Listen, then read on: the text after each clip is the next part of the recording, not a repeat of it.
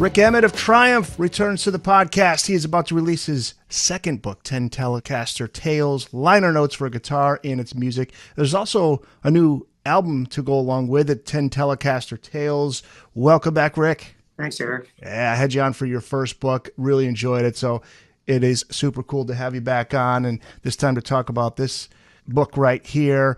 The promo for the book states that 10 Telecaster Tales remakes the idea of the concept album. It's music that arrives inside a book. So tell the listeners and the viewers what they can find inside this brand new book. Essentially, the subtitle kind of tells the story. It's liner notes, but it's the most comprehensive, bunch of liner notes because it ended up being 200 pages long, But it was a kind of a bucket list thing for me that I wanted to have something that would be like a hardcover thing with a CD in the back and a book written about an album written about a guitar. It was just this kind of, and it grew organically, but I think the planets were aligned because my editor at ECW Press is Michael Holmes, and he's a guitar player. So, when you pitch an idea to an editor and go, hey, what do you think about this? A book about guitar. He goes, yes, awesome. Great, fantastic. We're in, But I leverage these things too, because I've got a poetry book that will now come out in the fall, in October maybe, called Leaning Into It. And when I go to ECW, I say, now I know you're never going to make any money printing a poetry book, but I really do want to put one out. So if I give you a book about music, will you give me a 2-book deal? And they go, yeah, sure, we'll do that. So I always have, motives that sort of go beyond but, when you're an artist, I think you sort of tend to think that way. You tend to sort of go, what else? How else? I keep playing the what if game in my head. Is this writing thing, is this something you plan on doing long term? Seem to be having fun with it. Yes. I'd certainly like, well, let me say this. I always want to be creative no matter what. And I retired from the road, but lo and behold, now that this book's out and it seems to be doing all right out of the box, I booked a couple of gigs and I'm going to go play locally. So I'm going to test myself again to see how that goes. I'm not going to go back out on the road again, but that was a pretty large chunk of my life. The idea of performance gives you a sense of instant kind of gratification. You're fulfilled in the moment.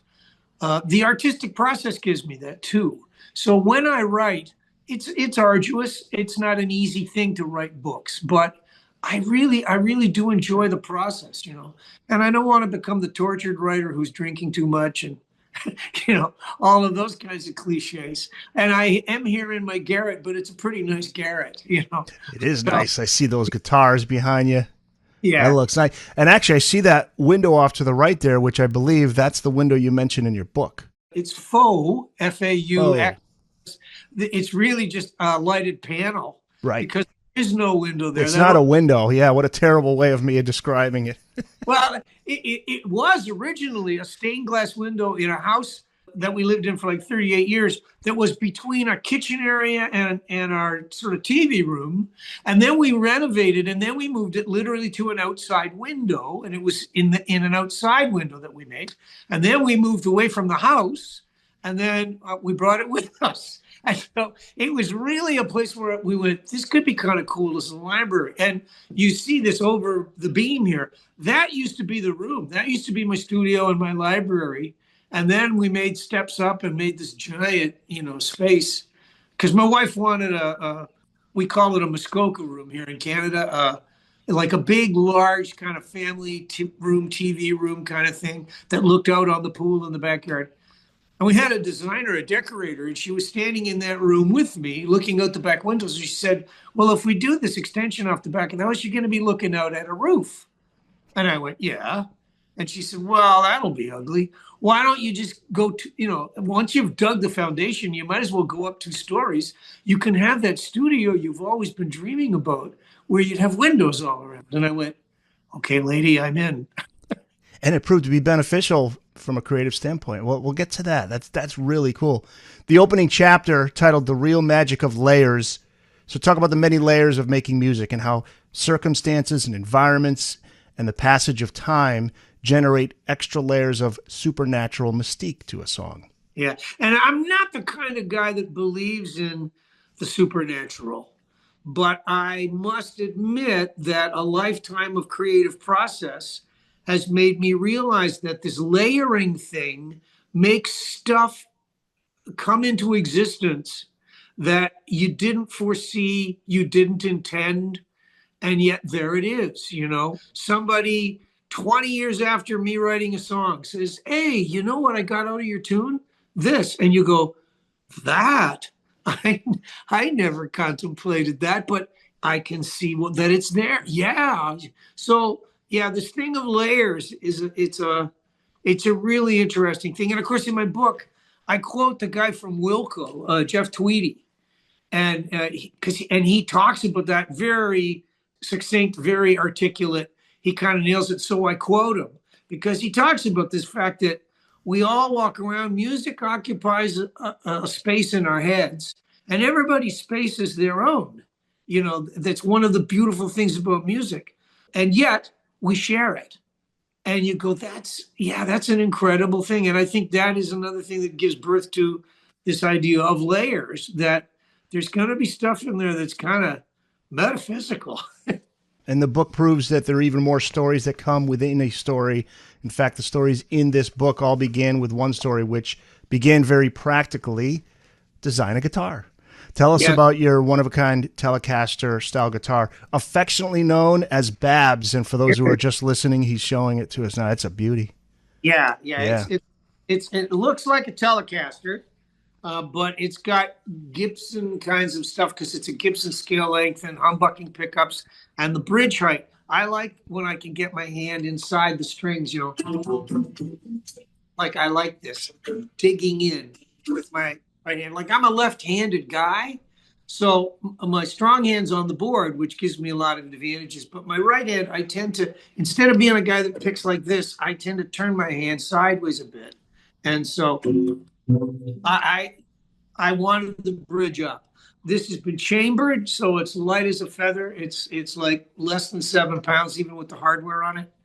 Ergonomically, I love tellies. I love the waist of a telly, like this distance from the top to the bottom. When I put it on my leg, it just sits so that the strings are in exactly the right place. So there were certain things that Leo Fender got right, as the 40s turned into the 50s, and they decided to call this design a Telecaster.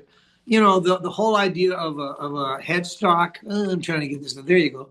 Where the strings are all in a line and the strings pull straight through the nut of the guitar. Like all of that stuff just speaks to me. And of course, the first good guitar that I ever owned was a Telecaster. When I got my union card and started gigging as a professional musician, I had a Tele and a little Fender amp, and the guitar itself has an integrity. A Telecaster speaks honestly. There's dozens and dozens of guitar players that'll go to a Tele because it's the thing that works. And we're talking everybody from Bruce Springsteen and Keith Richards right through to jazz guys, So it definitely is a guitar that works for me. Having said all that, I have the disease and I'll keep searching for the Holy Grail. Yeah. Count how many guitars are behind Rik. How many? In this space now, I got about 45, 46, something like that. This cool. is the limits of the disease for me now. If I was going to be chasing other stuff, then I would, I give guitars away for charity things, or all of my kids have little shrines in their house for their dad with a guitar hanging there and a gold record or something. So there's a company in Canada called Godin, and they're making a model of this that will be available for folks to buy. I haven't seen the prototype, held it in my hands yet, but that's going to be an interesting thing. I thought it was going to maybe be a chapter in the book, but Godin didn't quite get their stuff together in time. So I went, okay, well, if it ever gets to a second printing, we could add another chapter back in. But I think the reality of that is eventually going to occur, and that'll be a cool thing. What's the story behind the name Babs? Okay, so this is a standard. When Tellys first came out, this was they were butterscotch finish with a black guard. And so traditionally, there's an awful lot of guys that play guitars that look like this because it's really the one that was. And when I first started listening to guitar players and getting into them, Roy Buchanan was a black guard butterscotch player, and he was kind of one of the first guitar players where you went, okay, there's something aesthetically going on here, where there's a marriage between the guys playing the guitar, the sound, the tone. Just it was one of those things where you kind of get bitten by the bug. So, when I was talking about designing this, it was like, okay, well, that's got to be the way we go. And in the initial things, I was calling the guitar butter because of butterscotch. And then I started pronouncing it like the way Mike Myers would on Saturday Night Live. He would do an impression of his mother-in-law, and the character was called Linda Richmond. And she would wag in the glasses. She'd be going, and she loved Barbara Streisand. And she would be saying, her voice is like butter. Her voice is like butter, butter. And so instead of calling it butter, I was calling it butter. And then I realized, wait a sec, butter, Barbara Streisand. Hey, her nickname is Babs, and it's Blackguard and Butterscotch. You get the acronym, and I went, well, I gotta call it That's that. perfect. Yeah, and there is a thing of guitar players, naming their guitars mostly after women, like the way we, used to name storms and ships and, and I realized that that's now an outdated concept, but, unfortunately, I'm an old guy. I do things in old-fashioned ways. So I named guitars usually with female names. Babs. Yeah, I love it. I didn't realize the Telecaster at one time was called the Broadcaster, and then because of television, they changed it to Telecaster. You get into the history of the Telecaster in the book. Really interesting. Yeah, it was because Gretsch Company had a brand name that they'd already registered, and I think it was on a set of drums. I don't think it was on a guitar, but it was a Broadcaster. And Gretsch sort of told Fender, you can't use that name. And so there was a period of Fender's history where they had the little decals that go on the headstocks, and it said Fender Broadcaster, and they snipped the Broadcaster off. And then for that year, they called them no-casters. That's what they've become known as, because they don't have the word. But Telecaster became the one that and it was that era, right, where everybody was sort of into the idea of Sputnik and sound waves, and TV was starting to happen in a huge way. And so 1951 is when so it was developed in 50, changed the yeah, name in 51. kind of developed. I think they had working prototypes in 49, and then 50, and then 51 was the no-caster stuff, I think. And then 52 was when it was a Telecaster sticker on the headstock, and that's when the real tradition of them started, And I got born in 53. So every now and then, going back to one of your earlier questions, I will go online and I'll be looking at how much 52 and 53 Telecasters cost. And then I go, maybe I'll build one of my own. This is a fascinating part of the book, one of the many. In your book, you write, quote, my guitar playing is also informed by my identity as a singer. There's a wide range of stylistic ways that singers end up playing their guitars. Talk about that, because I just saw a video. Edward Van Halen was at the US Festival, and he's talking to Dave Hill, the guitarist of Slade, and he was explaining why he does a lot of the finger work. And he said a lot of that came from the fact that he played piano so much as a kid. Yes. So that's very interesting, because I don't know if he ever talked about that before, and you were at that US Festival, by the way, in '83. But yeah, talk about that. So your guitar playing comes from singing. Yeah, well, I mean, I think we're influenced by music in many, many different ways, right? And if you're a musician and you've been around the block a time or two, I mean, I played violin for 4 years in high school, and that influences me. I sang in choirs when I was a kid, church choir, school choir. And in fact, my voice was kind of my first instrument. So when I picked up the guitar and the voice, they were integrated. It was the way I approached music. I started writing songs, and that was a part of the integration. Now, Eddie you can hear that he's thinking about lots of notes. It's the style of playing because, you've got 10 of them at your disposal on a keyboard.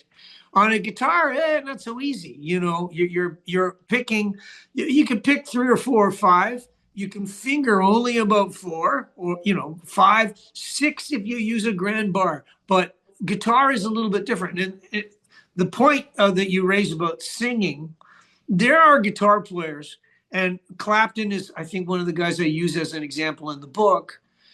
Very bluesy guy, thinks in bluesy kind of ways, but his playing is very much the way a singer would sing blues. And I think B.B. King was also the same kind of a blues guitar player. The phrasing is very much the way a singer would phrase things. And of course, there's lots of guitar players. And one that pops to mind is Mike Stern, the guy that played with Miles Davis and stuff. Stern is the kind of guy that he studied a lot of sax players because he really liked their phrasing.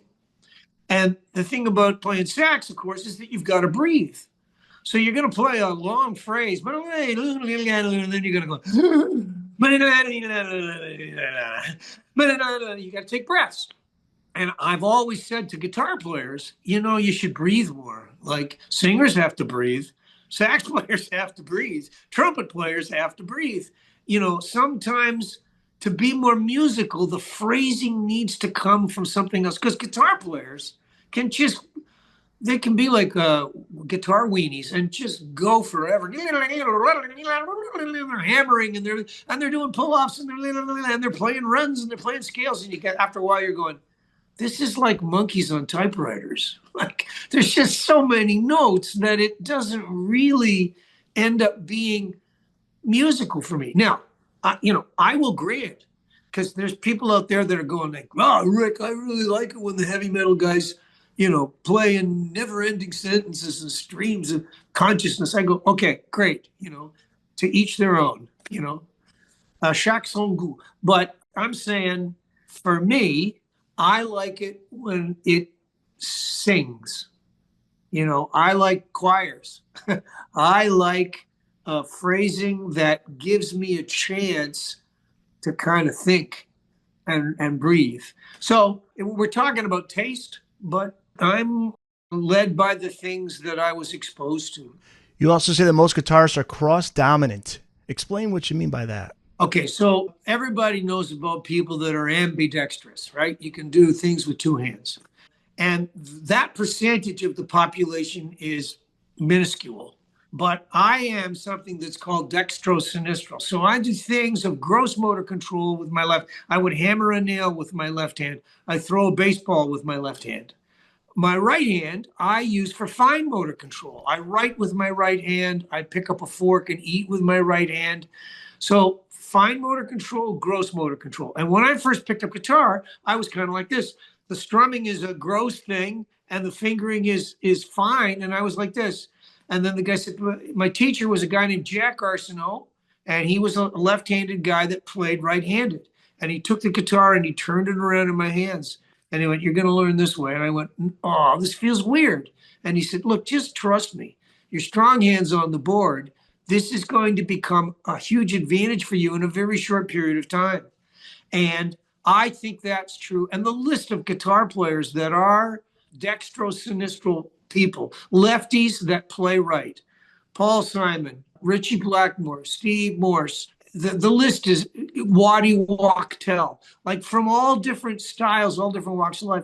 And it's just because you pick up the guitar and you kind of like it, and then give it a couple of weeks or a month, and that guitar's liking you back. Like this natural kind of thing is starting to occur. And it just makes it so that now, though, the right-handed guys are standing around going, geez, Rik, that's amazing that you can do that. I shouldn't make the guys in my high school sound like they were like dumb jocks, because they weren't. It was just a thing of they were envious. So, and I basked in that.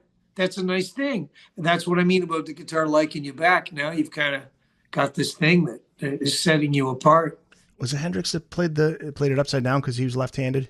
Yes. Yeah. He played it, backwards and upside down. And I once played in a band with a guy named Chris Brockway. and he was a lefty who played left, and he was a great musician. He was gifted, and he could play a guitar upside down backwards, no problem. But he would play his basses strung the right way, like heavy string on the low string on the top, high string on the bottom. But he could play them both ways, and it was like, okay, that's like my brain can't handle that. So What about the three H's, head, hands, and heart? How do they relate to the guitarist inside out principle? yeah, well, the three H's. The best music as a player is going to have a combination of those things going.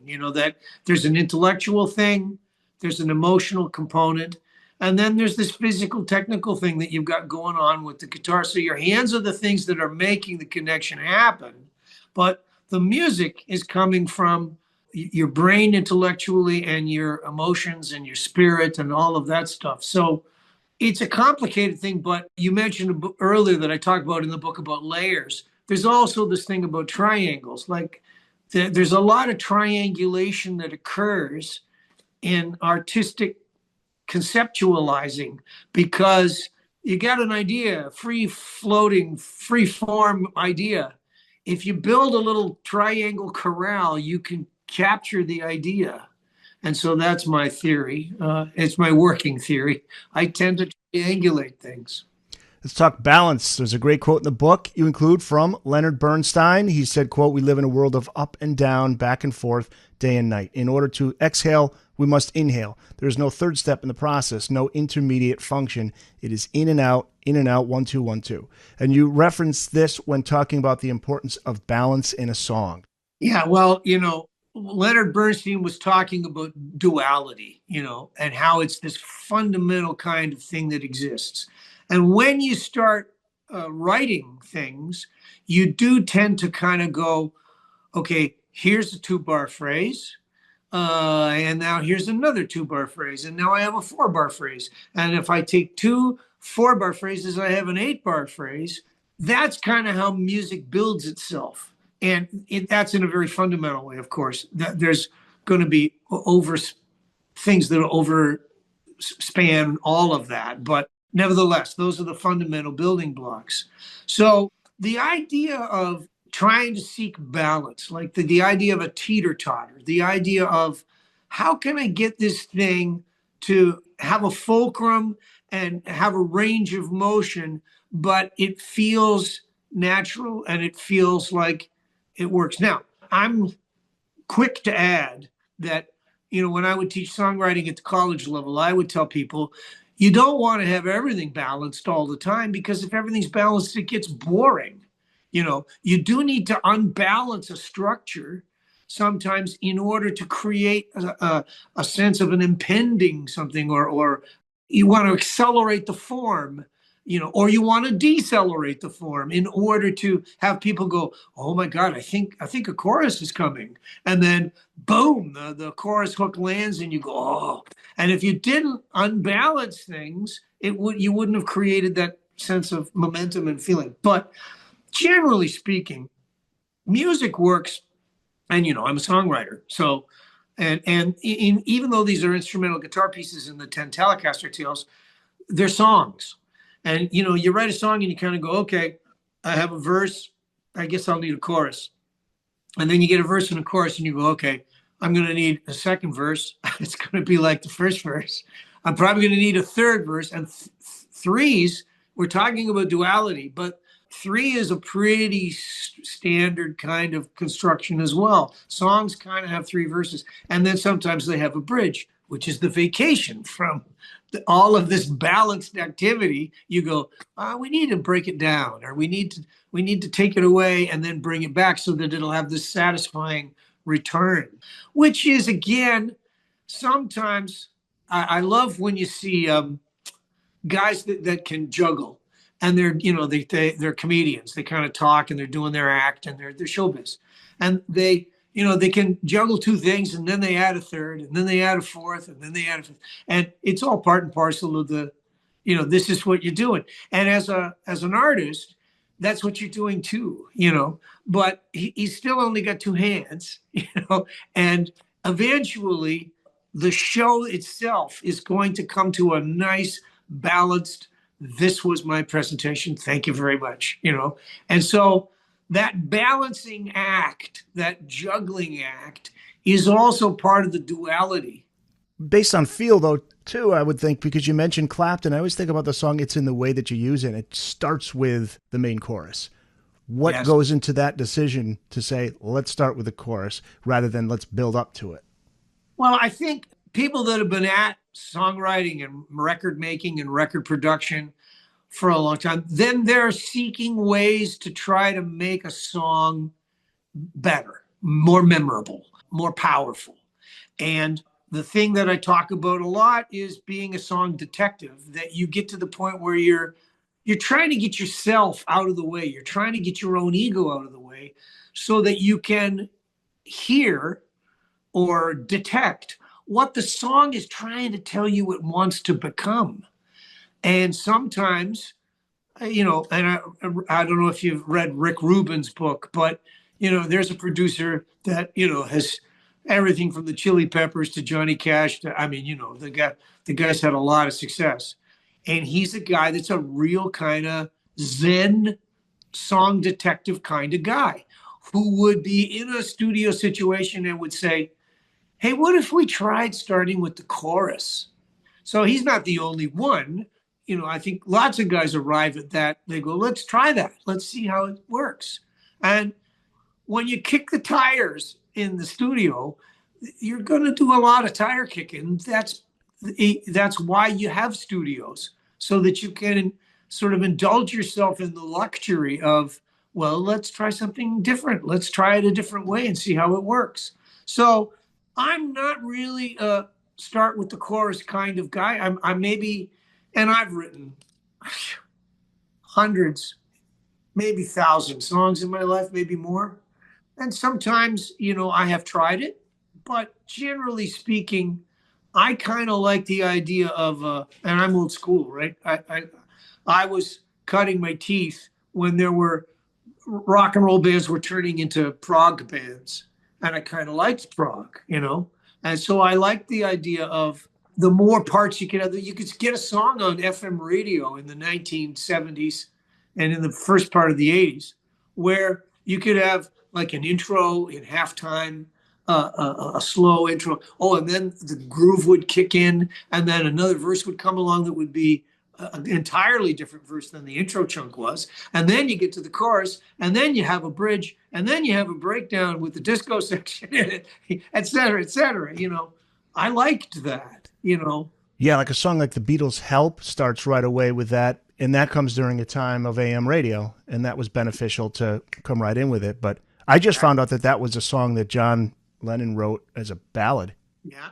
I think maybe it was George Martin. This is a perfect segue to my next question.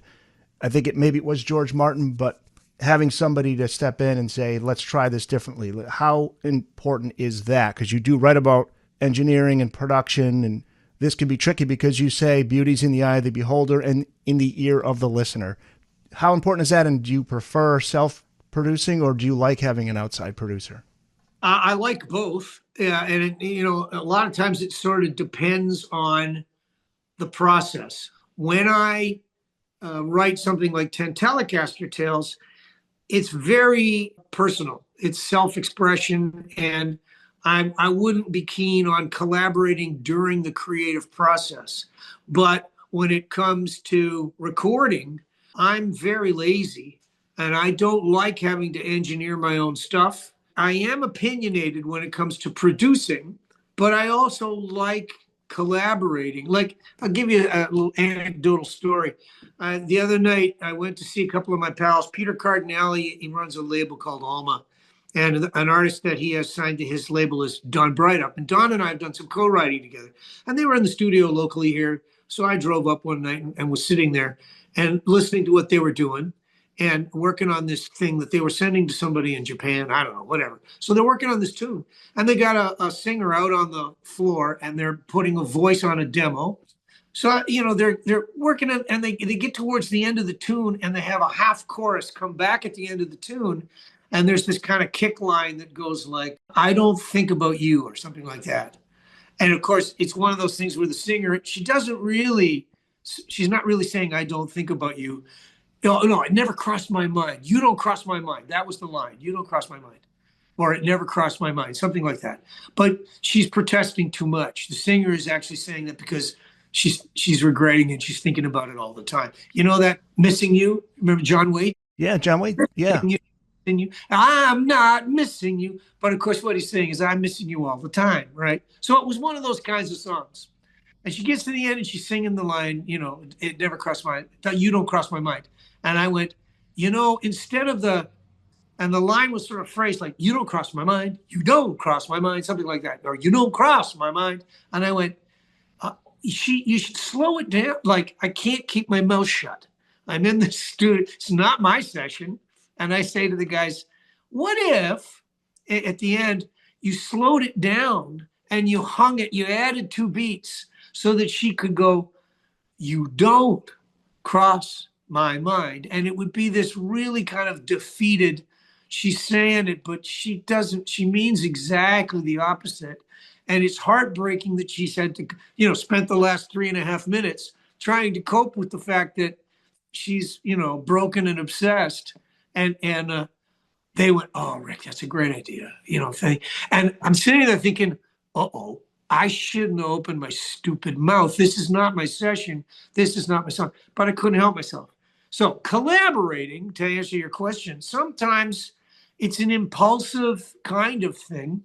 And I really do enjoy it. I like being with other gifted, creative people and kicking the ball around. Like, I played, when I did sports, when I was a jock in high school, I was good at track, but I didn't like the stress and the anxiety of that as much as I loved being in the relay. And then being on the football team, that was even better. Like, I love the idea of collaborating and making good things happen on that basis. But art sometimes has to be about you saying, like, if those guys had reacted to me and said, Rik, keep your ideas to yourself, thanks, but no thanks, like, this is our thing. I would respect that. And I would say, been there, understand that, totally. Forgive me. I shouldn't open my mouth. But certainly for me, back to your original question, engineering, production, like, man, the more help I can get, the better. I really feel like, and we live in a digital universe now, right? Yeah. Yeah, man. To that, as a fan, I've said this before, all of my favorite artists and bands, if they put out something that is controversial, maybe that the fans don't dig so much, like Metallica with the Lulu album and Van Halen 3, and the fans say, oh, I don't like this. I still will always say, as a fan, I want my favorite artists to do what they want to do creatively. It's what they wanted to do. With Van Halen 3, it was produced by Mike Post, and he said that he really laid off and didn't do much. And I wonder if maybe that album needed some of that, though. Maybe somebody needed to step in and say, hey, we should shorten that up or change that chorus. I don't know, but that was a controversial album for them. I know. And I just read Ted Templeman's book, and I think he did have not a heavy hand, but he was very much a guy that was in there going, look, here's what I think you need to do in order to get on the radio. Here's what I think you need to do to tighten up what this band is all about. Because the band was all about the marriage between David Lee Roth and then, the Van Halen brothers. And that was back to the idea of balance. That was a thing that was tricky, but it had to work, and it worked. When it worked great. And then when it blew up and it didn't work so good anymore, in comes Sammy. And for a while that worked great. And I think Templeman was a guy that could see, this is how I balance these very volatile, very, aggressive, high energy kinds of components. Templeman was good at that. He made those things happen. Yeah. And, there's records that I love where you can clearly hear that the producer did, in fact, like Eddie Oford on the early Yes albums that I love, like Fragile and Close to the Edge and stuff. They're clean and tidy. Like Steely Dan records are so clean. Like, they're so amazingly great. And, in the early stages, they had Gary Katz, And I think he was the guy that sort of said, this is how you do it, boys. And then Fagan and Becker learned, right, okay, at the feet of the master, this is how we must approach it in order to make it be a realization of our total approach, because those records are probably as good as records get. Super pristine and sharp, yeah. Rik Emmett is here to talk about his brand new book, 10 Telecaster Tales, liner notes for a guitar and its music. And there's music to go along with the book. It's a collection of songs, 10 Telecaster Tales, which you can also get. That's in CD form. We can talk about, there's a deluxe version of the book, but I know these songs are on Spotify. I put together this episode's playlist, and you could find the songs by going to the show notes. Collection of 10 beautiful instrumentals. So let's talk about some of those. The lead track, So Pushy, is important because you say that's what led you to the idea of the whole album of fingerstyle electric guitar playing. So let's start with that song.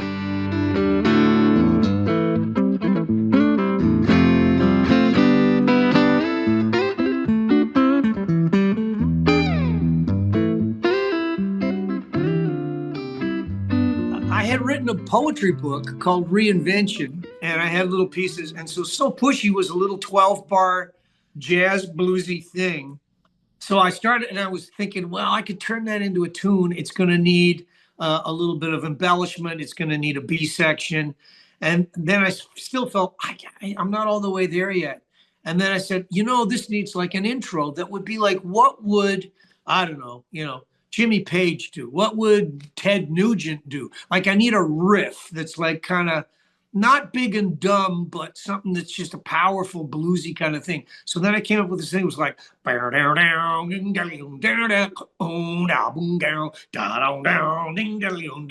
went, that's great. I'm going to do that 4 times, and then I'll go into the 12 bar, and then go through a couple of 12 bars, have a B section, and then come back to the.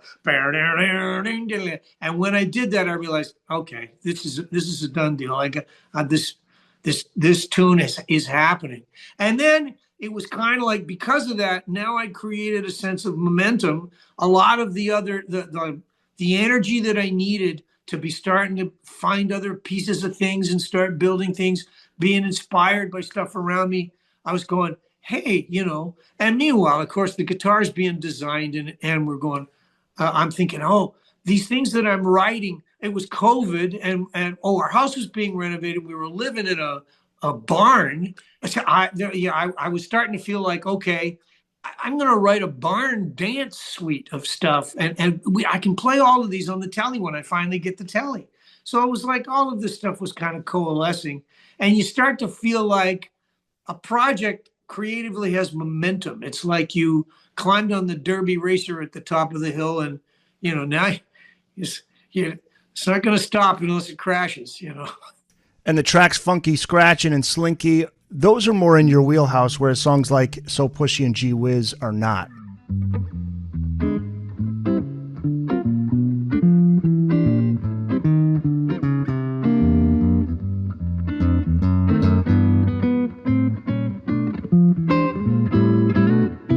The real challenge for me was the ballads, like the Allemande, which is a very stately dong dong ding dong dong ding dong.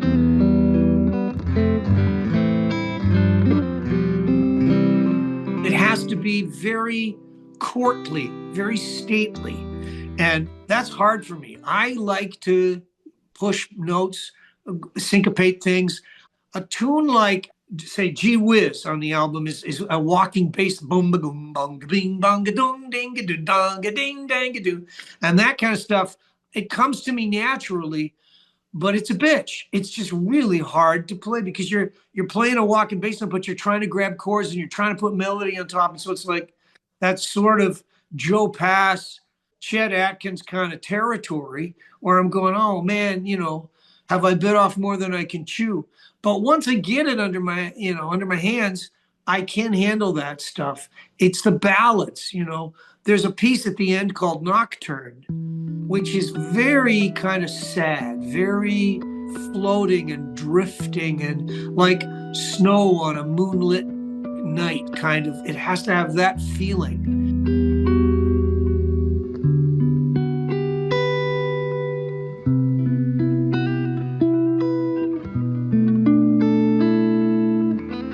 it makes me start to think about funerals and family members that have passed away. And it's just like, as I say in the book, it's like the valley of the shadows. And I don't like going there. I don't like hanging around there because it's kind of sad, you know. But I do think if you're an artist, you do have to go to these places and you have to push yourself to try to find the discipline to make that work. Because if you don't have, you know, minor key things, then your joyous major chord stuff like funky scratching is this easy thing for me that's based on the bluesy stuff that when I was a teenager, and it's happy and it's energetic, and that's an easy place for me to go, and I love being there.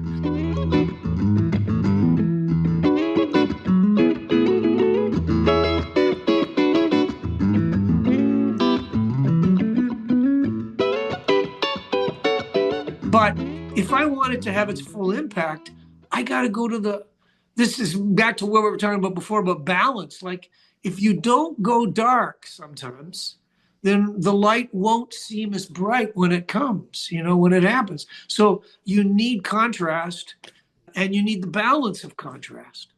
Swirling is beautiful, and this is one of those songs that has that beautiful breezy summer afternoon by the brook kind of feel to it.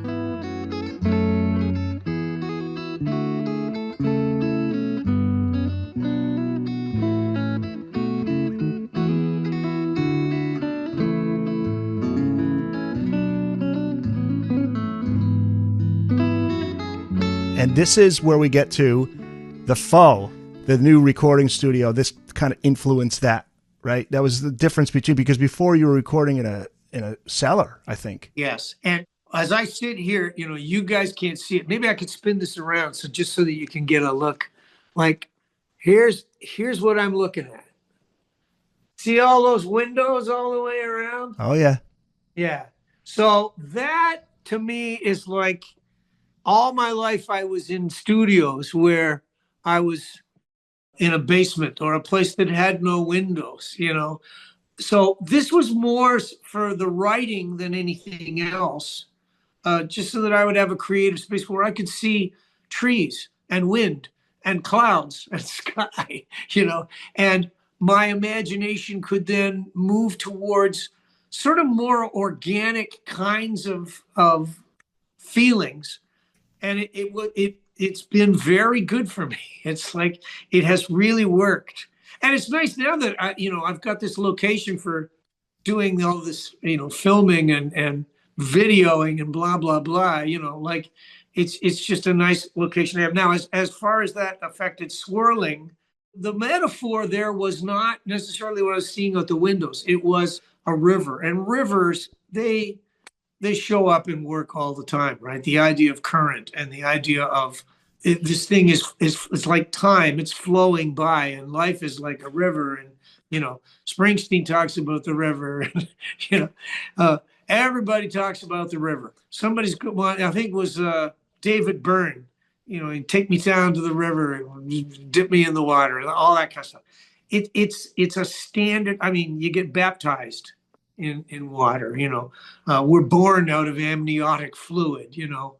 But of course, that once I had a waltz thing going on in that tune, that dum da dum bang dum dum 1 2 3 4 5 6 1 2 3, and so that was like, okay, we're flowing, and we want to have the skirts kind of flowing, and then it was like, oh yeah, this is like the river. And so then when I was recording, I said to Blair Packham, was my engineer, I was going, I think we're going to need like a phase shifter or some flanging. We got to make the atmosphere kind of going like, whoosh, whoosh. We want that feeling.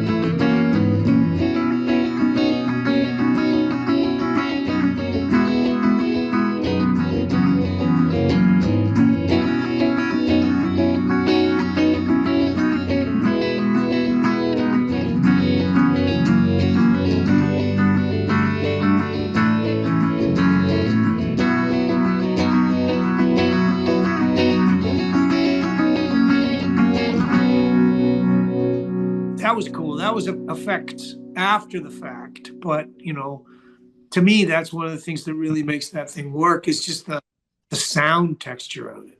That one, the song Cowboy and Gaucho Waltz, are ones where you say that you can get carried away too easily using your right hand fingernails to flail away on the strings.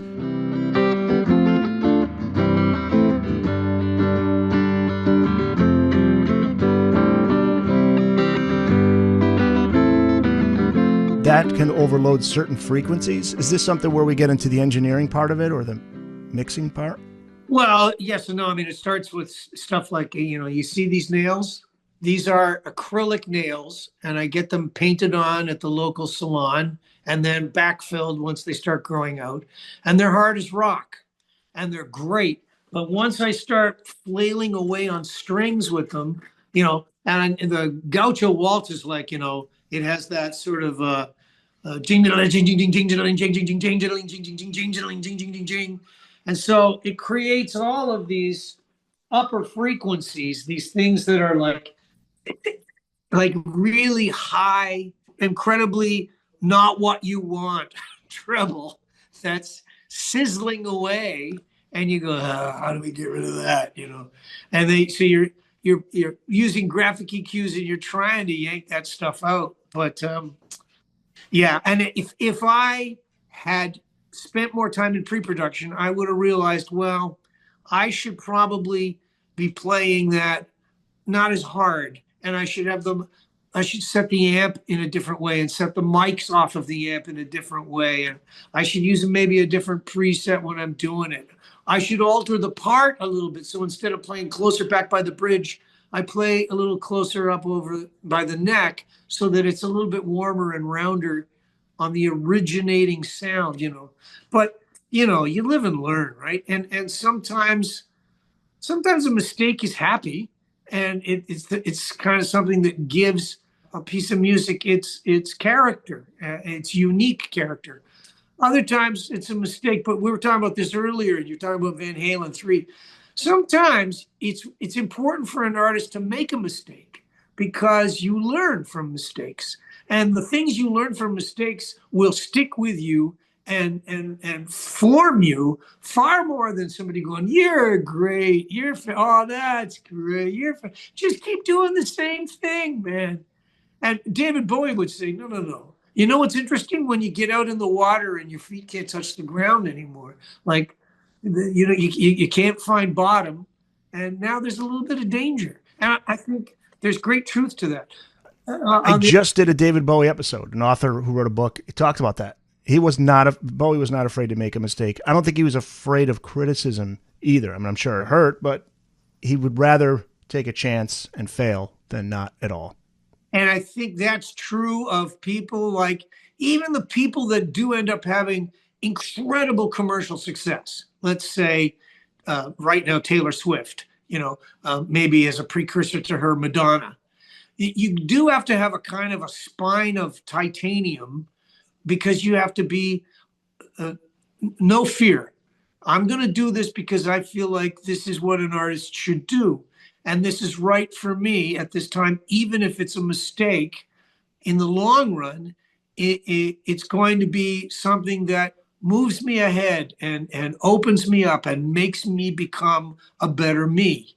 So yeah, that thing about fear, that's a really interesting thing. Like the corollary to Bowie's, going in over your head is, I would say, yeah, just don't swim out so far that the riptide gets you and you get carried away. Like, well, you could lose your audience, right? If you do too much of it. Yeah. You could lose your life. Like, quite literally, there are artists who think, yeah, this heroin thing's awesome. Yeah, well, maybe not. Like, maybe you shouldn't get out where the riptide's going to get you, And I try not to be too judgmental about other folks, but I do end up having my own sense of critique. Like, I want to have a very strong sense of, well, that's not for me. This is for me, and this is what I'm going to try. So judgment is a weird thing. We're all human and we're all going to have it, but I don't think you necessarily want to be too judgmental of your own ideas too early in the game. You want to give them a chance to kind of, grow their own legs and breathe on their own, you know. Sure. I had a musician on. He wrote a great book on. He teaches music. I think he taught Paul Stanley's son too in New York. But anyway, it's just a quote that stuck with me regarding criticism.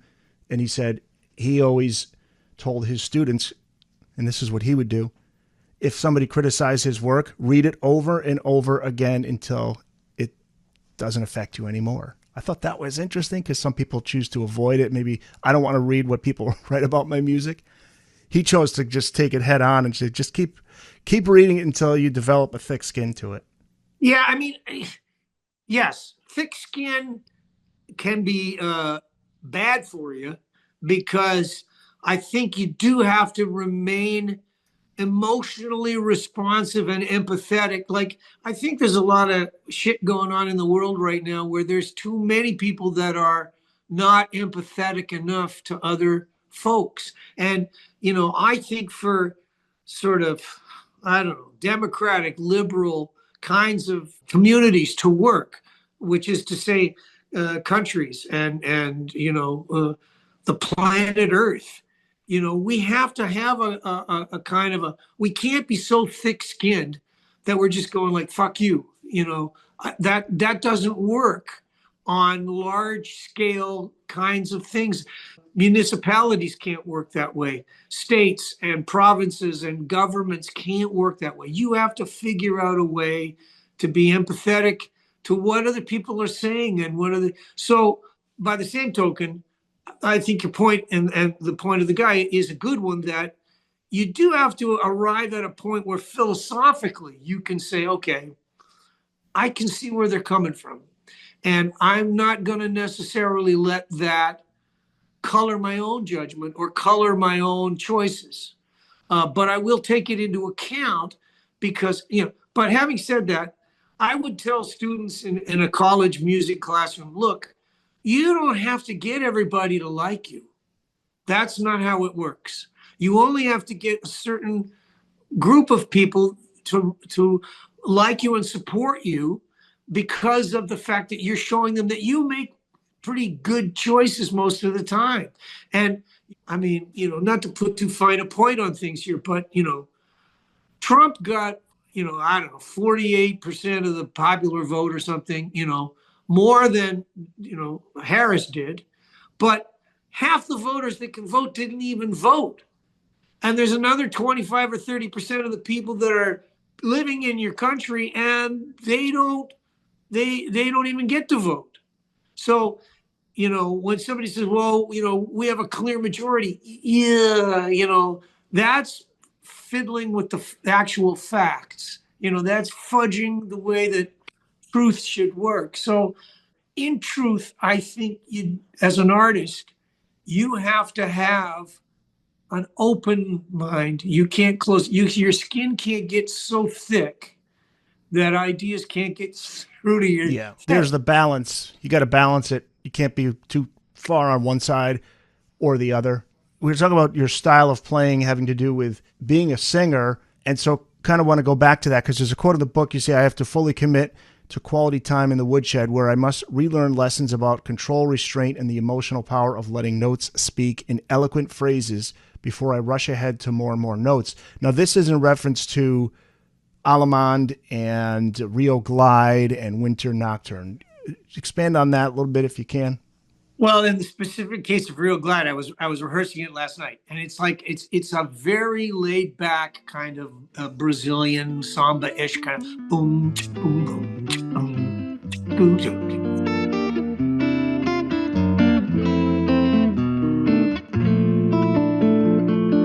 And it only works if you stay on the back side. Ding da, ba dee da, do do do. It has to glide. And if you start going like now you've turned it in, it's a parody. It's not working. It's you know, and it's a really difficult thing for me because I am more like the guy that wants to go boom doom doom doom doom. I want to push the thing, want to push. You know, I like playing like you know, back in the day, Triumph, I was the rock and roll machine, you know, like, So that energy, I have to learn how to be able to go, whoa, relax, sit back, get on the backside of the beat. Be a little lazy. That's okay. That's going to make this piece work. And then there's some times where in a ballad, like Nocturne or Allemande, there's places where you get through a phrase to a note that needed that time to be, to breathe. And you didn't need to rush to the next thing.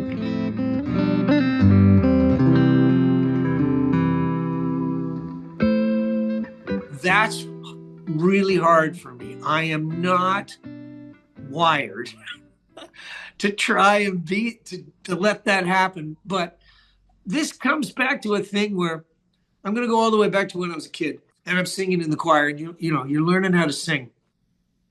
And you're realizing that a song is a really beautiful thing because it's almost like this mask you can wear, a costume it's a thing you can inhabit. You kind of commit yourself to the song. You become the song. So if you do that, now the song is the thing that can lead you to a good performance of the song, because you're letting it be the thing that dictates. You're not being you're being the music. And I know that sounds, esoteric and bizarre and weird, but I swear most good musicians learn that when they're kids and when they're teenagers. They've realized, oh yeah, the music has to be the thing that leads. So there are things that organically, they're a challenge for me. They're harder. But if I'm going to write a book and I'm going to be comprehensive about it, I have to also be transparent. I have to be honest. I have to say, look, you might think, oh, Rik is a master of everything. And I go, no, Rik is not. Rik has severe challenges in some respects. And, these are the things that I struggle with. And I do it so that hopefully other musicians, other people that are maybe, pursuing artistic endeavors might be able to go, huh, that's good. Well, I learned from that. That's great. Yeah, absolutely. This is fascinating stuff to me. Interesting inside revelations, too, on the song Burley Town, where you mentioned Stephen Marley, and also the song's DNA is in a Triumph song we all know well, Fight the Good Fight, from 1981's Allied Forces.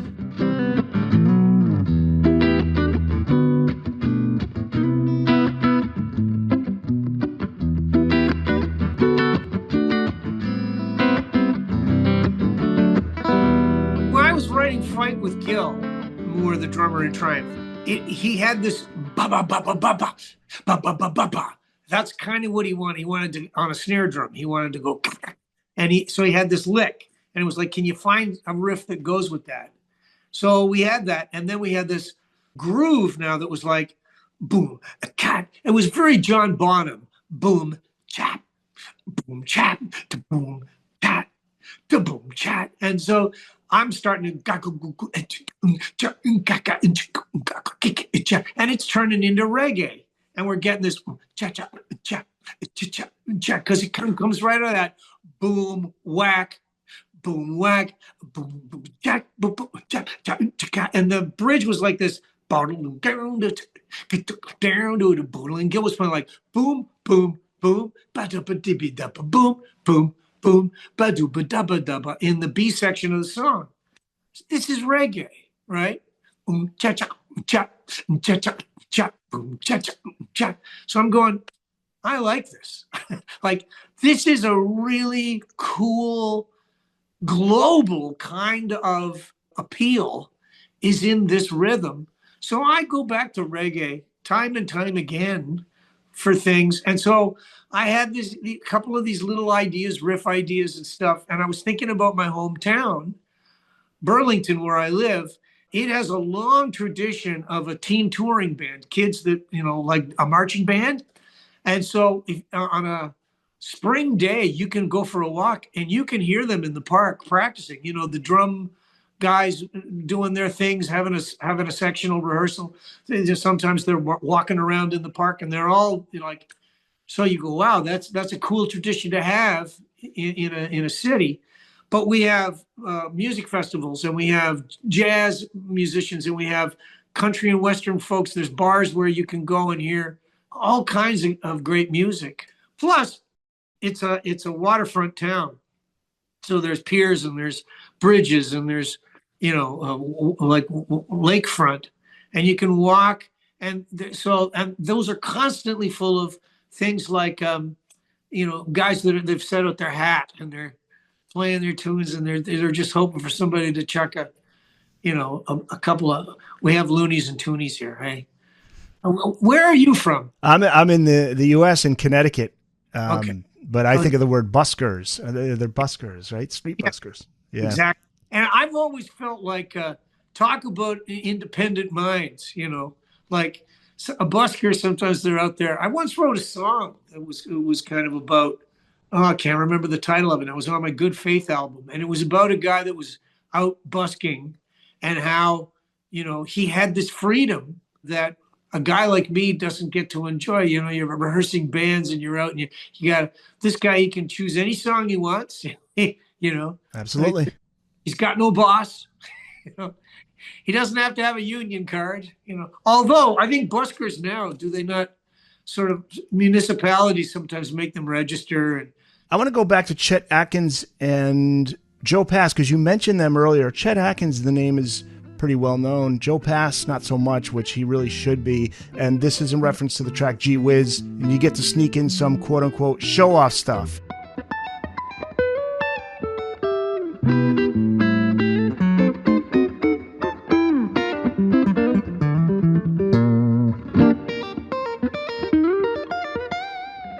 Well, I mean, I had gone to a jazz music college for all of one semester, but when you're in that kind of a world for a little bit of time, it's there's all those guys. Joe Pass is one of the giants. Barney Kessel, Wes Montgomery, Hal Farlow. There were all Jimmy Rainey. There were all of these guys, and they were all part and parcel of a scene where there were big bands.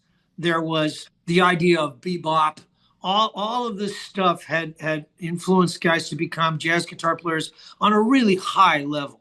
And Pass was the one that sort of became more of a solo fingerstyle kind of guy. And if I was going to pick sort of my three favorites, I would say Joe Pass, a Canadian guy named Ed Bickert, and a sort of a New York-centric kind of guy, Jim Hall. And they're so influential on, like, Pat Metheny would say, "Oh, Jim Hall, like, man, But everybody kind of knows Joe Pass because he was the guy that could play all the standard repertoire, but on his own. He'd play Duke Ellington. He would play Gershwin tunes and just, knock them out of the park. There's another name I want to mention there, Marty Gross. He was a guy that was a big influence on that Gee Whiz tune, because he was the guy that did the sort of walking bass chord change. Chord. I saw him once in a thing called The Great Guitars. Maybe Joe was a part of that. I think Bickert was maybe a part of that. But Marty would play these things like, he had a song that was like, I got a chord for every note I sing. Doom, doom, ding, chord. I got a chord for every note I sing. And it was like, these songs from sort of the 20s turned into the 30s, and the whole thing of the Roaring 20s, and then the Tin Pan Alley stuff, and Marty was just a master of that stuff. And people can find him. There's clips on YouTube, NPR, Marty doing his thing. But anyhow, I always liked that because I thought this is a very complete way of playing guitar. You're walking a bass line, you're playing chords, there's melody happening. And Marty Gross talks about, it cooks. And he likes it because it sounds fat. And I go, no, I get that. I understand that. And Joe Pass was a guy that liked it when it was fat. He played flat wound strings, and he could just make it swing so hard by himself. It was like a complete kind of symphonic statement coming off six strings, and you just go, okay, like, I like that. I would like to have some of that in what I'm doing, and I always kind of like that. I like heavy metal guys that approach their playing with that kind of idea of voicings. Now, I'm going to skip to something because I was having a conversation with some other musicians the other day, and they were talking about how Ed Bickert, one of my favorite jazz guitar players, also a guy that could make this his harmonic understanding was extremely high level. And sometimes he would, on the bandstand, he would lean over to the keyboard player and say, "Hey, do you mind? Just don't play. Just will you lay out?"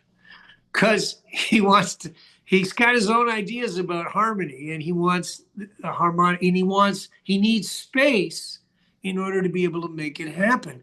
And we're having this conversation now about guys like Joe Pass. Joe Pass was a guy that sometimes, yeah, I think the best way for me to play this gig would be solo. Yeah, I'm going to just play solo. Like, he doesn't want anybody else getting in the way because he wants the space to be able to do what is a very complete musical statement to him. He doesn't need other instruments in order to make it happen. So there's a part of me, like, I think people that are like folk Nazis, that they only want the Yeah. like, they can appreciate that. They might not appreciate the jazz style music, but that philosophical approach, they would go, no, I really dig that. Yeah, I want a purity of approach. Yes. Yeah. All right, we wind down with the final track, and you did mention it before, but let's go back to Winter Nocturne, and this is the end of the story cycle, so it was a perfect track to end the collection of songs with.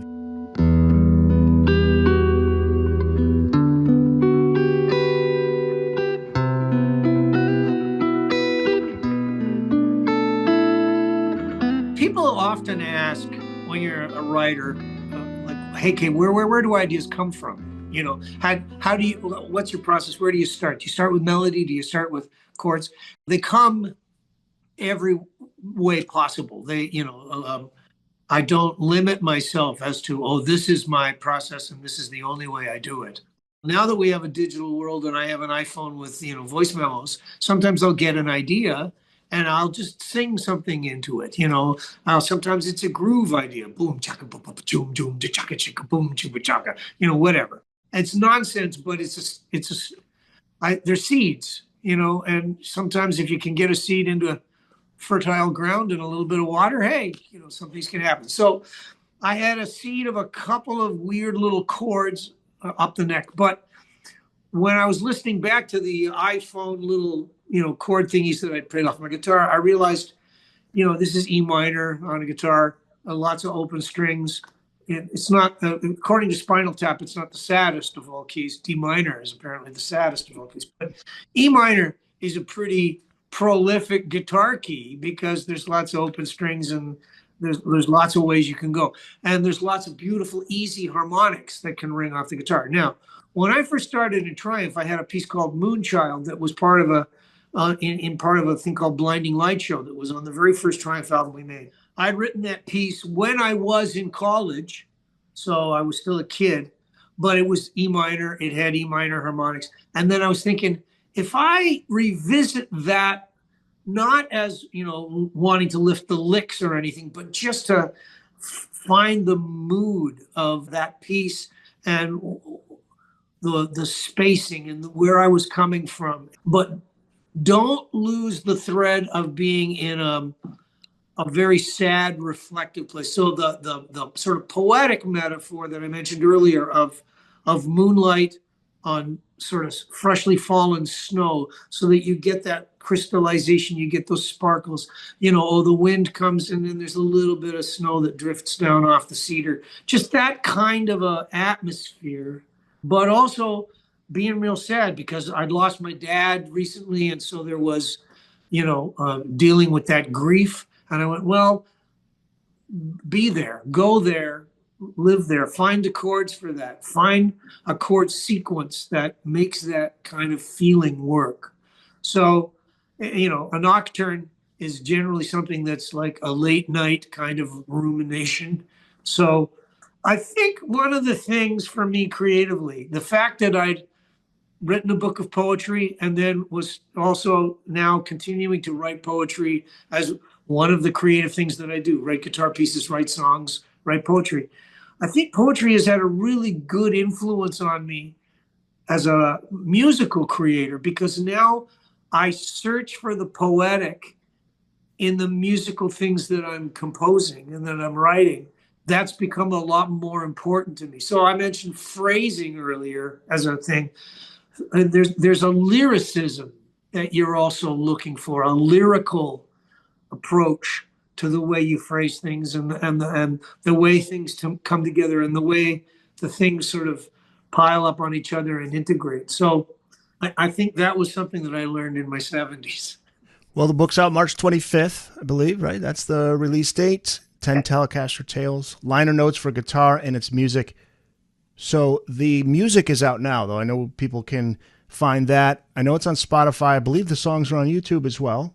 It's streaming on all kinds of things. The guy that helped me with my streaming sent me a text the other day, says, hey, it wasn't up on Deezer, but we got it on Deezer now. And I go, okay, what's Deezer?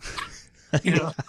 And he goes, oh, no, it's pretty big in Europe. I'm like, it's a lot of people like, I go, okay, great. You know, like there's people that are far hipper than I am at this kind of stuff. But apparently I'm on like 20 different streaming platforms now, All right. which is great. And I've never really chased that kind of stuff before.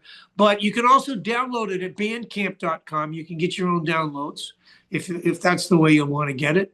And of course, I don't know if there's still any for sale, but at visionmerch.com, the hardcover versions of the book looks like this, and they have the actual CD in the back. I think they cost like $150 though. So, you know, they have an autograph in a book plate on the front. So it's the real, if you're a diehard, you can get that. Otherwise, it's like $20 or $30 for the paperback, and you can just stream it.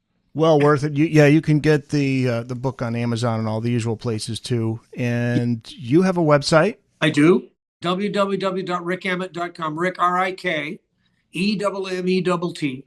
But I don't do much commerce anymore. I kind of put it all out to third parties now. Vision Merch is really a good place to go. Yeah, I'll put a link in the show notes so people can access it there. Rik Emmett, thank you so much. Great to talk to you again. And maybe we'll have you on again for the poetry book. Yeah, excellent. I look forward to it. Thank you, Eric. This was a lovely conversation.